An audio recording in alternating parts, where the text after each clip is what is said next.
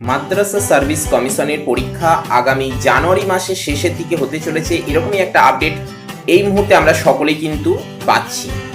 এবং সেই আপডেট কিন্তু প্রকাশ করা হয়েছে একটি পত্রিকার মাধ্যমে, এবং সেই পত্রিকা নাকি কমিশন থেকে, অর্থাৎ মাদ্রাসা সার্ভিস কমিশন থেকেই কিন্তু সেই আপডেট সংগ্রহ করেছে। আমাদের প্রত্যেকের মনে কিন্তু প্রশ্ন জাগছে যে কমিশন এই পত্রিকার মাধ্যমে এই সংবাদটা প্রচার করতে চাইছে বা প্রচার করলো বা তাদেরকে জানালো, অথচ নিজেরা কোনো রকম অফিসিয়ালি নোটিশের মাধ্যমে সেই আপডেট দিল না কেন? এরই উত্তর কিন্তু আমরা খুঁজে দেখার চেষ্টা করব আজকের এপিসোডে। যে বিষয়টাকে মেনলি ফোকাস করার চেষ্টা করব সেটা হলো মাদ্রাসা সার্ভিস পরীক্ষার যে ডেট ঘোষণা করা হচ্ছে আগামী জানুয়ারি মাসের শেষের দিকে, তা কতটা সত্য? মাদ্রাসা সার্ভিস কমিশন নিজেরা নোটিশ দিয়ে সেই আপডেট প্রকাশ করলো না কেন? তার আসল সমস্যাটা কোথায়? দেখুন, আমরা টাইটেলের মধ্যে কিন্তু সেটাই আমরা ব্যাকেটে উল্লেখ করেছি যে আসল সমস্যা কোনখানে। মাদ্রাসা সার্ভিস কমিশনের পক্ষ থেকে নিজেরা নোটিফিকেশন দিয়ে প্রকাশ করতে গেলে তাদের বাধাটা কোন জায়গায়? কেন তারা নিজেরা নোটিফিকেশন দিতে পারছে না? কেন তারা এই পত্রিকার মধ্যেই গত বৃহস্পতিবার যে আমরা সামনের জানুয়ারি মাসের শেষের দিকে পরীক্ষা নিতে পারি, সেটাই কিন্তু আজকে আমরা ডিটেলসে আলোচনা করার চেষ্টা করব। আপনারা ভিডিওটি সম্পূর্ণ দেখুন, তাহলে আশা করছি আপনারা এই ব্যাপারে অনেকটা তথ্য পাবেন। সেই সঙ্গে অবশ্যই আপনারা একটি লাইক করবেন, প্রয়োজনের সাথে শেয়ার করবেন যারা মাদ্রাসা সার্ভিস পরীক্ষার জন্য অধীর আগ্রহে অপেক্ষা করছেন, এবং সেই সঙ্গে যদি আপনি চ্যানেলে নতুন এসে থাকেন সাবস্ক্রাইব করবেন। যদি আপনি পুরনো ক্যান্ডিডেট হয়ে থাকেন, এখনো পর্যন্ত সাবস্ক্রাইব করেননি, অবশ্যই সাবস্ক্রাইব করে অল নোটিফিকেশনটি অন করবেন, কেননা আপনাদের উৎসাহই আমাদের এগিয়ে চলার একমাত্র পাথেয়। আসুন আমরা এ ব্যাপারে ডিটেলস আলোচনায় চলে যাই। প্রথমে যে কথাটা বলবো সেটা হলো মাদ্রাসা সার্ভিস পরীক্ষার ক্ষেত্রে প্রধান সমস্যা যেটা, সেটা দেখুন 1 নম্বরে উল্লেখ করেছি আমরা 5% রিল্যাক্সেশন। এবং এই 5% রিল্যাক্সেশন মামলার কি রায় আদৌ বেরিয়েছে? এই প্রশ্নটা সকলের মধ্যে এসে যাচ্ছে, কেননা একটি পত্রিকার মাধ্যমে, যার নাম হচ্ছে পুবের কলম, তো সেই পত্রিকার মাধ্যমে কিন্তু জানিয়ে দেওয়া হয়েছে যে আগামী জানুয়ারি মাসের শেষের দিকে পরীক্ষা হতে চলেছে। তাহলে সকলের মনেই প্রশ্ন, তাহলে কি 5% মামলার রায় বেরিয়ে গেছে বা সেই জট কেটে গেছে, সেই সমস্যা সমাধান হয়েছে? প্রথম কথা বলে রাখি, এখনো কিন্তু সেই মামলা চলছে এবং সেই মামলার জট কাটেনি, সেই মামলার কোনো রায়দান হয়নি, এবং সব থেকে বড় কথা যেটা হলো রিসেন্ট যে মামলার হিয়ারিং ছিল সেই হিয়ারিংও কিন্তু হয়নি। এ ব্যাপারে আমরা ডিটেলস আলোচনায় যাব। জানুয়ারিতে পরীক্ষার সম্ভাবনা কতটা, এবং ধোঁয়াশা কিন্তু থেকেই যাচ্ছে। এই ধোঁয়াশা কেন থেকে যাচ্ছে সেটাই কিন্তু আজকে আমরা ডিটেলস আলোচনা করবো। সব মিলিয়ে এই 3টি প্রশ্নের একসঙ্গে আলোচনা করবো, আপনারা অবশ্যই গুরুত্ব দিয়ে ভিডিওটা দেখুন। প্রথমে যে কথাটা আপনাদের বলবো, আমরা যদি একটু ভালোভাবে লক্ষ্য করি এই মামলাটার ইতিহাসটা, তাহলে দেখতে পাবো যে এই মামলা কিন্তু করেছেন কে, এবং বিচারপতি কে রয়েছেন না বিশ্বজিৎ বসু। চিফ জাস্টিস বিশ্বজিৎ বসুর এজলাসে এই মামলাটা বিচারাধীন রয়েছে। পিটিশনার রয়েছেন আরিফ আনসারি ভার্সেস মাদ্রাসা সার্ভিস কমিশন। এই আরিফ আনসারি হলেন একজন ক্যান্ডিডেট, যিনি কিন্তু এখানে আবেদন করেছেন বা মামলা করেছেন এই 5% রিল্যাক্সেশন নিয়ে। 5% রিল্যাক্সেশন দুদিক থেকে, এক আসন সংরক্ষণ 5%, আর 2 অ্যাপ্লিকেশন করার জন্য যে কোয়ালিফিকেশন বা যোগ্যতা মান, সেখানে 5% ছাড়। এই কেসের ফাইল নাম্বার এখানে রয়েছে 143222023, রেজিস্ট্রেশন নাম্বার যার রয়েছে 142582023, এবং কোর্টে যে রুমে এই হিয়ারিংটা হচ্ছে সেটা হলো 18 নম্বর রুম। হিয়ারিং ডেটটা যদি আমরা একটু লক্ষ্য করি তাহলে আমাদের কাছে বিষয়টা অনেকটা ক্লিয়ার হয়ে যাবে, এবং এই হিয়ারিং ডেট ধরে আমরা ডিটেলস আলোচনায় যাব কোন হিয়ারিং এ কতগুলো হয়েছে। এখনো পর্যন্ত আপনাদের বলতে গেলে প্রতিটা হিয়ারিং কিন্তু অনুষ্ঠিত হয়নি, কোনো না কোনো কারণে সেটা কিন্তু হিয়ারিংগুলো অনুপস্থিতি বা হিয়ারিংগুলো মিস হয়ে গেছে বা ডিলে হয়ে গেছে কেসগুলো, সে ব্যাপারেও আসছি। তবে যে সকল হিয়ারিংগুলো হয়েছে, এখানে যে ডেটগুলো আপনারা লক্ষ্য করছেন, সেগুলোর হিয়ারিংগুলো বা সেগুলোয় কি আলোচনা হয়েছে বা বিচারপতি কোন দিকগুলোকে বেশি গুরুত্ব দিয়েছেন, সেইগুলো জানলে কিন্তু আমাদের কাছে অনেকটা বিষয়টা ক্লিয়ার হয়ে যাবে। প্রথমে আসি, ফার্স্ট হিয়ারিং হয়েছিল কত তারিখে না 19শে জুন প্রথম হিয়ারিংটা হয়। এখনো পর্যন্ত কিন্তু পরীক্ষার জন্য কোনো রকম স্টে অর্ডার ধার্য করা হয়নি কোর্টের পক্ষ থেকে, কিন্তু সরকার কেন তাহলে এখনো পরীক্ষা নিতে পারছে না সে ব্যাপারটা একটু খেয়াল করতে হবে। প্রথম হিয়ারিং হল 19শে জুন, তারপরে নেক্সট হিয়ারিং হয়েছে 6ই সেপ্টেম্বর। এই 6ই সেপ্টেম্বর হিয়ারিংটা সব থেকে গুরুত্বপূর্ণ, কেননা এই হিয়ারিং এ যে সকল বিষয়গুলো আলোচনা হয়েছে সেটা কিন্তু খুবই গুরুত্বপূর্ণ, এবং সেটাই কিন্তু মেন বিষয়। দেখুন, এই 6ই সেপ্টেম্বর যে হিয়ারিং হয়েছে, তার আগেই কিন্তু মাদ্রাসা সার্ভিস কমিশন রাজ্যের প্রতিটি জেলাকে চিঠি করেছিল তাদের কতগুলো স্কুল রয়েছে এবং সেই সকল স্কুলের সিট ক্যাপাসিটি কত রয়েছে। কেননা মাদ্রাসা সার্ভিস কমিশনের সিট সংখ্যা যতই কম, অ্যাপ্লিকেশনকারী বা আবেদনকারী ক্যান্ডিডেট কিন্তু ততই বেশি বা তার থেকেও বেশি। আমরা সকলেই জানি 2,34,000 প্লাস ক্যান্ডিডেট কিন্তু এখানে আবেদন করেছেন পরীক্ষা দেওয়ার জন্য। তাহলে এই হিউজ সংখ্যক ক্যান্ডিডেটদেরকে পরীক্ষায় বসাতে গেলে যে সকল স্কুল ক্যাপাসিটি থাকা দরকার সেগুলো অনুসন্ধান করার জন্য প্রতিটি জেলাকে চিঠি করা হয়েছিল তাদের স্কুল সংখ্যা কত রয়েছে। এবং সেক্ষেত্রে আমরা কিন্তু সকলেই ধারণা করে নিয়েছিলাম যে তাহলে সেপ্টেম্বর মাসের শেষের দিকে পরীক্ষা হতে পারে, কেননা এখানে যে জেলাদের চিঠি করা হয়েছিল সেখানে কিন্তু উল্লেখ ছিল যে আমরা সেপ্টেম্বরের 3rd উইক কিংবা 4th উইক করে কিন্তু আমরা পরীক্ষা নিতে চলেছি। তাহলে সকল ক্যান্ডিডেট কিন্তু সেই মতো প্রিপারেশন নিচ্ছিলেন। কিন্তু এই 6ই সেপ্টেম্বর যে হিয়ারিং হলো তাতে করে কিন্তু আমরা যেটা ধারণা পেলাম বা যেটা জানতে পারলাম সেটা হলো যে পর্ষদ এই পরীক্ষা নেওয়ার ব্যাপারে যথেষ্ট আগ্রহী থাকলেও তারা যখন বিচারপতিকে জানান যে আমরা কি তাহলে পরীক্ষা নিতে পারি, সেক্ষেত্রে বিচারপতি বিশ্বজিৎ বসু জানান এই কেসে যেহেতু 5% রিল্যাক্সেশনের ব্যাপার রয়েছে তাহলে আপনারা যদি পরীক্ষা নিয়ে নেন এবং তারপরে যদি এই কেসের আউটকাম হয় 5% রিল্যাক্সেশন জয়ী হয় তাহলে কিন্তু আপনারা ফেঁসে যাবেন বা তখন আপনারা কি করবেন, সে দায় কিন্তু কমিশনকেই নিতে হবে। তখন স্বাভাবিকভাবেই কিন্তু কমিশন পিছিয়ে যায়। পিছিয়ে যাওয়ার কারণও আছে, সে ব্যাপারেও আসছি। এবং সেইটা আমরা দেখতে পাচ্ছি 16ই নভেম্বর যে হিয়ারিং হয়েছিল তাতে। 7ই ডিসেম্বর যে পরবর্তী হিয়ারিংটা থাকে এই ডেটটায় হিয়ারিং কিন্তু হয়নি। কেন না বিচারপতি বিশ্বজিৎ বসু মহাশয় কিন্তু এই দিন অনুপস্থিত ছিলেন, অর্থাৎ 4ঠা ডিসেম্বর থেকে 15ই ডিসেম্বর পর্যন্ত তিনি সার্কিট হাউসে অবস্থান করেছিলেন, যার জন্য এই 18 নম্বর রুমে যে হিয়ারিংগুলো হয়, হাইকোর্টের 18 নম্বর রুমে যে সকল হিয়ারিংগুলো রয়েছে কোর্ট কেসে সেগুলো প্রত্যেকটাই কিন্তু বন্ধ ছিল। স্বাভাবিকভাবে আমাদের মাদ্রাসা সার্ভিস কমিশনের কোর্ট কেসও যেহেতু 18 নম্বর রুমেই ছিল, তাই স্বাভাবিকভাবে আমাদের কেসও কিন্তু বা ওই বিচারপতির আন্ডারে যেহেতু ছিল সেই কেস কিন্তু ডিলে হয়ে যায়, এই হিয়ারিং কিন্তু ডিলে হয়ে যায়, যার জন্য 7ই ডিসেম্বর হয়নি।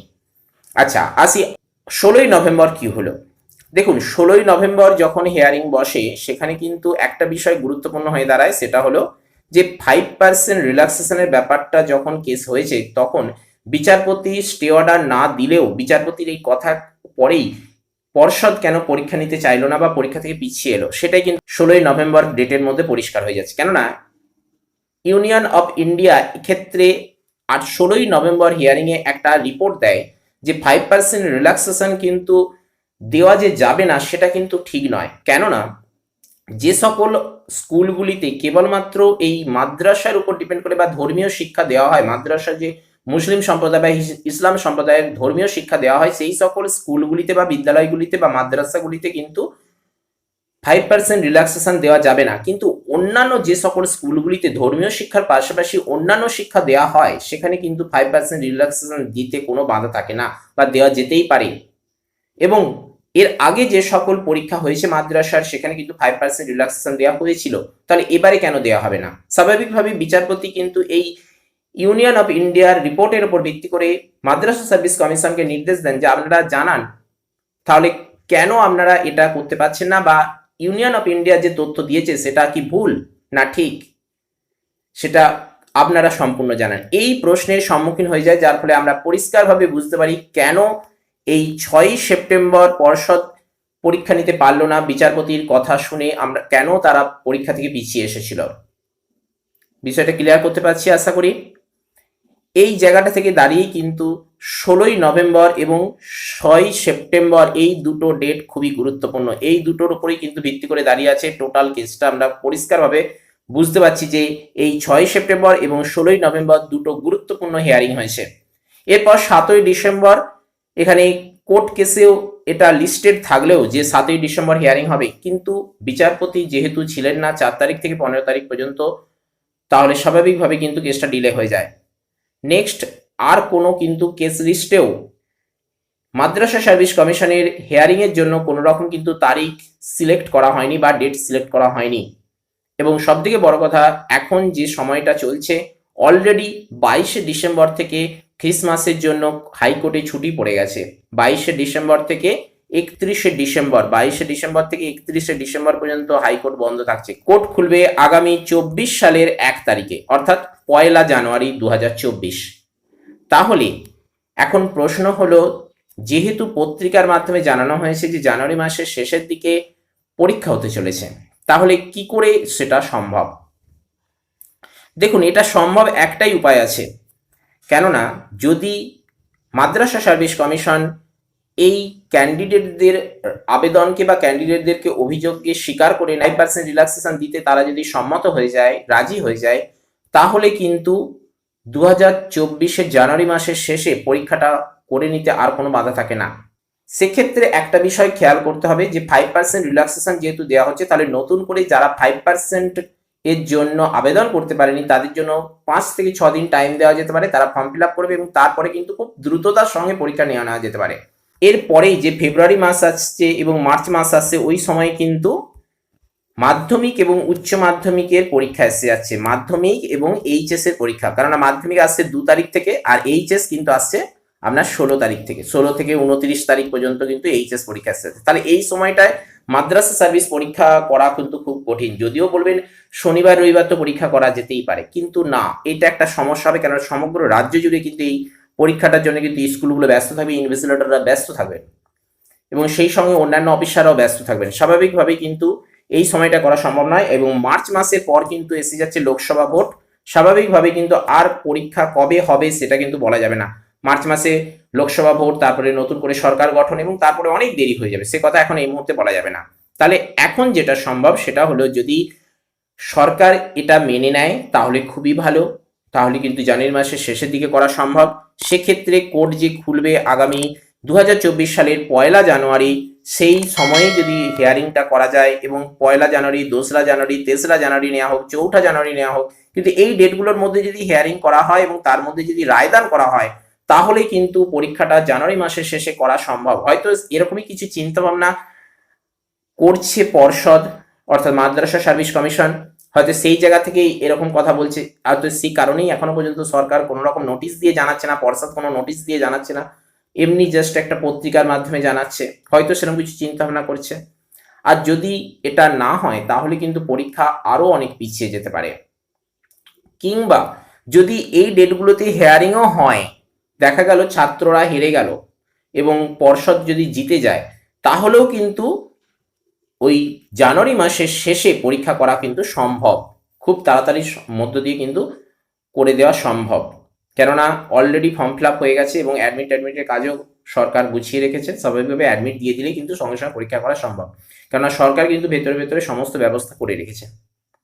এখন মেন ব্যাপার যেটা হলো, এই 1 জানুয়ারি কোর্ট খোলার সাথে সাথে 1, 2রা, 3রা, 4ঠা, এই 4-5 দিনের মধ্যে যদি হিয়ারিং হয় এবং তাতে করে যদি একটা জাজমেন্ট আসে, তার উপর ভিত্তি করে কিন্তু জানুয়ারি মাসে পরীক্ষা হওয়া সম্ভব।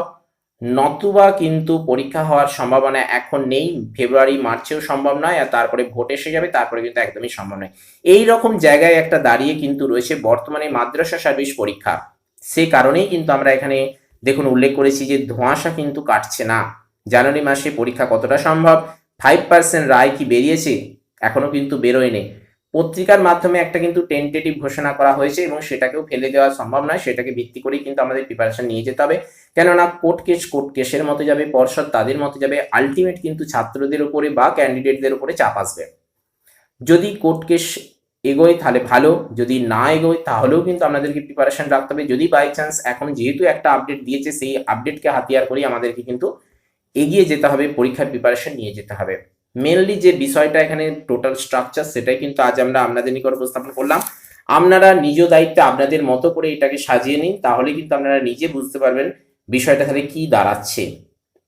কেননা আমরা বলতে পারি যে এখানে কিন্তু ক্যান্ডিডেটদের জয় হতে পারে, অর্থাৎ 5% রিল্যাক্সেশনের জন্য যারা আবেদন করেছেন রিজার্ভ ক্যান্ডিডেটরা, তারা কিন্তু জয়ী হতে পারেন। কেননা ইউনিয়ন অফ ইন্ডিয়া কিন্তু ঘোষণা করেছেন যে 5% রিল্যাক্সেশন দিতে কোনো সমস্যা থাকার কথা নয়। যে সকল স্কুলে ধর্মীয় শিক্ষার পাশাপাশি অন্যান্য শিক্ষা দেওয়া হয়, তাহলে ক্যান্ডিডেটরা কিন্তু সম্পূর্ণ হেরে যাবেন না, সেই জায়গা থেকেই কিন্তু কেসে ক্যান্ডিডেটদের জয় হওয়া সম্ভব।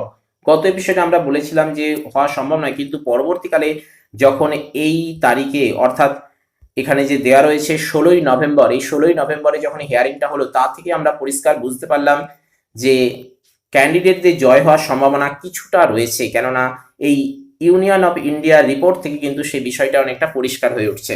এবং বিচারপতি নিজেও চান 5% রিল্যাক্সেশন দেওয়া যেতেই পারে, দিতে কোনো বাধা থাকার কথা নয়, কেননা যেহেতু পর্ষদকে সে কথাই জানিয়েছেন যে আপনারা জানান এটা তথ্যটা কোথায় ভুল রয়েছে, 5% রিল্যাক্সেশন দিতে বাধাটা কোথায়। তো এই সকল বিষয়গুলো মেনলি এই মাদ্রাসা সার্ভিস পরীক্ষাকে কেন্দ্র করে উঠে এসেছে এবং সেই সকল আপডেটই আমরা আপনাদেরকে এলোমেলোভাবে সব দিলাম। আপনারা সাজিয়ে নিন নিজের মতো করে, তাহলে আপনারা নিজেরা বুঝতে পারবেন বিষয়টা কি। আমরা কিন্তু আপনাদের ডিমোটিভেট করছি না, বারবার বলছি আমরা চাইছি মেন যে বিষয়টা সেটা আপনাদের সামনে তুলে ধরতে। আপনারা নিজেরা নিজেদের মতো সাজিয়ে দিন, তাহলেই আপনারা নিজেরা বুঝতে পারবেন মূল বিষয়টা কোথায় রয়েছে এবং আমাদের যে আজকের এপিসোডের টাইটেল আসল সমস্যা কোথায়, সেইটা কিন্তু আপনারা পরিষ্কার বুঝে উঠতে পারবেন। আপনাদের অগ্রগতি, আপনাদের সাফল্য কামনা করে আজকের এপিসোড আমরা এখানেই শেষ করছি। আপনাদের কিছু গুরুত্বপূর্ণ মতামত, কিছু গুরুত্বপূর্ণ কমেন্ট থাকলে নির্দ্বিধায় কমেন্ট বক্সে দিন, আমরা সসম্মানে আপনাদের সেই সকল কমেন্ট গ্রহণ করব। আপনাদের যদি মনে হয় ভিডিওটি একটি ইনফরমেটিভ হয়েছে তাহলে অবশ্যই একটি লাইক দেবেন, প্রয়োজনদের সাথে শেয়ার করবেন যারা এই চাকরির ব্যাপারে বা এই পরীক্ষার ব্যাপারে ইন্টারেস্টেড রয়েছেন, এবং চ্যানেলে নতুন এসে থাকলে সাবস্ক্রাইব করবেন। আর যারা এখনো পর্যন্ত সাবস্ক্রাইব করেননি, ভিডিও দেখছেন, তাদেরকে অসংখ্য ধন্যবাদ। আপনারাও অবশ্যই অনুরোধ করছি আপনারা সাবস্ক্রাইব করে অল নোটিফিকেশনটি অন করবেন, কেননা আপনাদের উৎসাহই আমাদের এগিয়ে চলার একমাত্র পাথেয়। চলুন আজ আপাতত এই পর্যন্তই। নমো টুডে, দেখা হচ্ছে পরের এপিসোডে। জয় হিন্দ, বন্দে মাতরম।